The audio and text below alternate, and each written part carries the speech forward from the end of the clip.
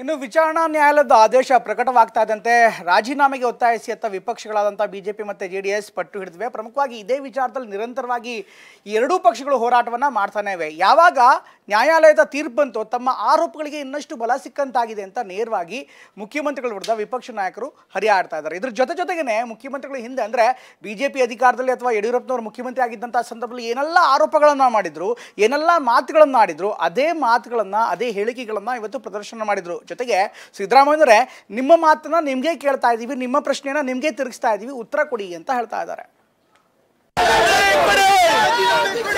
ಮುಖ್ಯಮಂತ್ರಿಗಳು ತಮ್ಮ ಸ್ಥಾನಕ್ಕೆ ರಾಜೀನಾಮೆ ಕೊಡಬೇಕು.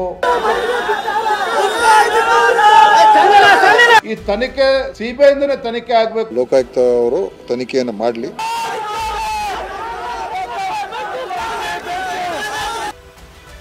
ಮೂಡಾ ಪ್ರಕರಣದ ತೂಗುಗತ್ತಿ ಮತ್ತಷ್ಟು ಚೂಪಾಗಿದೆ.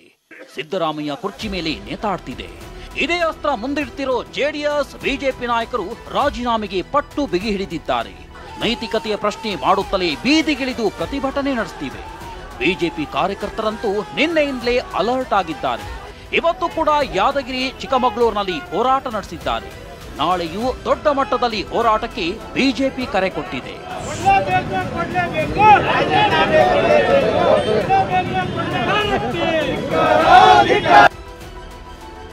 ಸಿಎಂ ಸಿದ್ದರಾಮಯ್ಯ ನಿವಾಸಕ್ಕೆ ಮುತ್ತಿಗೆ ಹಾಕಲು ಬಿಜೆಪಿ ಯತ್ನ. ಸಿದ್ದರಾಮಯ್ಯ ರಾಜೀನಾಮೆಗೆ ಪಟ್ಟು, ರಾಜ್ಯದಾದ್ಯಂತ ಪ್ರತಿಭಟನೆ. ರಾಜಧಾನಿ ಬೆಂಗಳೂರಿನಲ್ಲಿ ಸಿಎಂ ನಿವಾಸಕ್ಕೆ ಮುತ್ತಿಗೆಗೆ ಬಿಜೆಪಿ ಕಾರ್ಯಕರ್ತರು ಯತ್ನಿಸಿದ್ರು. ದೊಡ್ಡ ಹೈಡ್ರಾಮವೇ ನಡೆಯಿತು. ಬಿಜೆಪಿ ಕಾರ್ಯಕರ್ತರು ಪೊಲೀಸರ ಮಧ್ಯೆ ತಳ್ಳಾಟ, ನೂಕಾಟವೇ ನಡೆಯಿತು. ಇನ್ನು ಕೆಲ ಪ್ರತಿಭಟನಾ ನಿರತ ಬಿಜೆಪಿ ಕಾರ್ಯಕರ್ತರನ್ನ ಪೊಲೀಸರು ವಶಕ್ಕೆ ಪಡೆದ್ರು.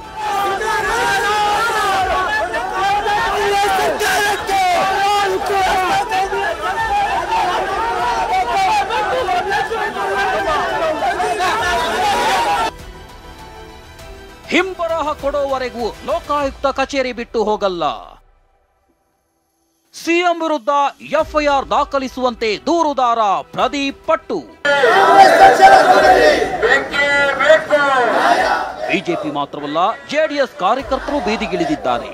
ಫ್ರೀಡಂ ಪಾರ್ಕ್ನಲ್ಲಿ ಬೃಹತ್ ಹೋರಾಟ ನಡೆಸಿ ಸಿಎಂ ರಾಜೀನಾಮೆಗೆ ಆಗ್ರಹಿಸಿದ್ರು. ಇಷ್ಟೇ ಅಲ್ಲ, ಸಿಎಂ ವಿರುದ್ಧ ಎಫ್ಐಆರ್ ಮಾಡಿ ಅಂತ ಮೈಸೂರು ಲೋಕಾಯುಕ್ತ ಎಸ್ಪಿಗೆ ಜೆಡಿಎಸ್ ನಿಯೋಗ ದೂರು ಕೊಟ್ಟಿದೆ.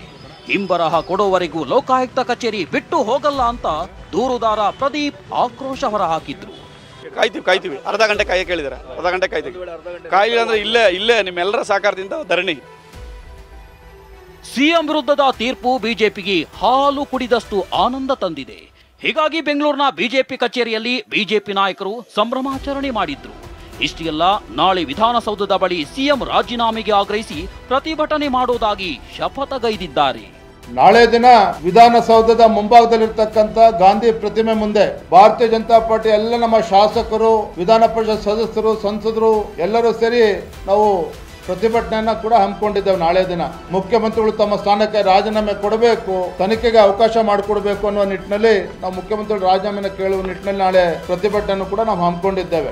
ನಾಳೆ ಪಕ್ಷದ ವತಿಯಿಂದ ಶಾಸಕರುಗಳು ಸೇರಿ ವಿಧಾನಸೌಧದ ಗಾಂಧಿ ಪ್ರತಿಮೆಯ ಮುಂದೆ ರಾಜ್ಯ ಸರ್ಕಾರದ ವಿರುದ್ಧ ಹಾಗೂ ಮುಖ್ಯಮಂತ್ರಿಗಳು ರಾಜೀನಾಮೆ ಕೊಡಬೇಕು ಅಂತೇಳಿ ಸಿದ್ದರಾಮಯ್ಯನವರ ವಿರುದ್ಧವಾಗಿ ಒಂದು ಪ್ರತಿಭಟನೆಯನ್ನ ಮಾಡತಕ್ಕಂತ ಕಾರ್ಯವನ್ನ ಮಾಡ್ತಾ ಇದ್ದೇವೆ. ಬುದ್ಧಿವಂತಿಕೆ ಉತ್ತರದ ಮೂಲಕ ಕೆಲವರನ್ನು ನಂಬಿಸಬಹುದು, ಎಲ್ಲರನ್ನು ನಂಬಿಸಕ್ಕಾಗಲ್ಲ. ಆತ್ಮವಂಚನೆ ಮಾಡ್ಕೊಂಡು ಯಾರು ಮಾತಾಡ್ತಾರೆ ಅವರು ಹೆಚ್ಚು ಕಾಲ ನಂಬಿಸೋದಕ್ಕೆ ಸಾಧ್ಯ ಇಲ್ಲ. ಇನ್ನು ಒಂದು ಹೆಜ್ಜೆ ಮುಂದೆ ಹೋಗಿ ಮಾತನಾಡಿದ ಬಿವೈ ವಿಜೇಂದ್ರ, ನ್ಯಾಯಬದ್ಧ ತನಿಖೆ ಅಸಾಧ್ಯ, ಹೀಗಾಗಿ ಖುದ್ದು ಸಿಎಂ ಪ್ರಕರಣದ ತನಿಖೆಯನ್ನ ಸಿಬಿಐಗೆ ಕೊಡಬೇಕು ಅಂತ ಹೇಳಿದ್ರು. ಯಾವುದೇ ರೀತಿ ನ್ಯಾಯಬದ್ಧವಾಗಿರ್ತಕ್ಕಂಥ ತನಿಖೆ ನಡೆಯೋದಕ್ಕೆ ಅಸಾಧ್ಯ. ಇವತ್ತು ಕೋರ್ಟ್ ಆದೇಶ ಮಾಡಿರ್ಬೋದು ಲೋಕಾಯುಕ್ತ ಪೊಲೀಸರು ತನಿಖೆ ಮಾಡಲಿ ಅಂತೇಳಿ, ಆದ್ರೆ ನಾನು ಇವತ್ತು ಆಗ್ರಹವನ್ನು ಮಾಡ್ತೇನೆ ಮಾನ್ಯ ಮುಖ್ಯಮಂತ್ರಿಗಳಿಗೆ, ಫ್ರೀ ಅಂಡ್ ಇಂಪಾರ್ಷಿಯಲ್ ಇನ್ವೆಸ್ಟಿಗೇಷನ್ ನಡೆಯುವ ಸಲುವಾಗಿ ಮುಖ್ಯಮಂತ್ರಿಗಳೇ ತಮ್ಮ ಸ್ಥಾನಕ್ಕೆ ರಾಜೀನಾಮೆ ಕೊಡಬೇಕು. ಕೊಡುವ ಮುನ್ನ ಈ ತನಿಖೆ ಸ್ವತಂತ್ರ ಸಂಸ್ಥೆ, ತನಿಖಾ ಸಂಸ್ಥೆ ಸಿಬಿಐ ತನಿಖೆ ಆಗಬೇಕು ಅಂತೇಳಿ ಸ್ವತಃ ಮುಖ್ಯಮಂತ್ರಿಗಳು ಸಿದ್ದರಾಮಯ್ಯನವರು ಆದೇಶ ಮಾಡಿದ್ರೆ ಅವ್ರಿಗೆ ಇನ್ನೂ ಕೂಡ ಗೌರವ ಹೆಚ್ಚಾಗುತ್ತೆ ಅನ್ನೋದು ನನ್ನ ಅಭಿಪ್ರಾಯ. ಮೂಡಾ ಹಗರಣ ತನಿಖೆಯಲ್ಲಿ ಕಾಂಗ್ರೆಸ್ ನಾಯಕರು ಪ್ರತಿಕ್ರಿಯಿಸಿದ್ದು ಈ ರೀತಿಯಾಗಿತ್ತು.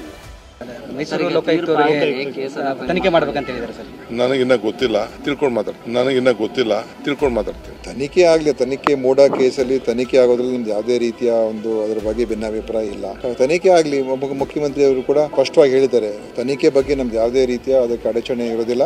ಅದು ಲೋಕಾಯುಕ್ತ ಅವರು ತನಿಖೆಯನ್ನು ಮಾಡಲಿ, ತನಿಖೆಯ ವರದಿ ಅವರು ಆರೋಪಿಸಲಿ, ಅದ್ರ ಬಗ್ಗೆ ನಮ್ದು ಯಾವುದೇ ಭಯ ಭೀತಿ ಇಲ್ಲ. ಯಾಕಂದ್ರೆ ಮುಖ್ಯಮಂತ್ರಿ ಅವರು ಯಾವುದೇ ರೀತಿ ಅಧಿಕಾರ ದುರುಪಯೋಗ ಮಾಡಿಲ್ಲ. ಶಾಸಕರು, ಕಾರ್ಯಕರ್ತರು, ಮಂತ್ರಿಮಂಡಲದವರು, ಹೈಕಮಾಂಡ್ ಅವರು ಎಲ್ಲರೂ ಕೂಡ ಸಿದ್ದರಾಮಯ್ಯ ಅವರು ಕಂಟಿನ್ಯೂ ಆಗಿ ಮುಖ್ಯಮಂತ್ರಿಗಳು ಇರ್ತಾರೆ.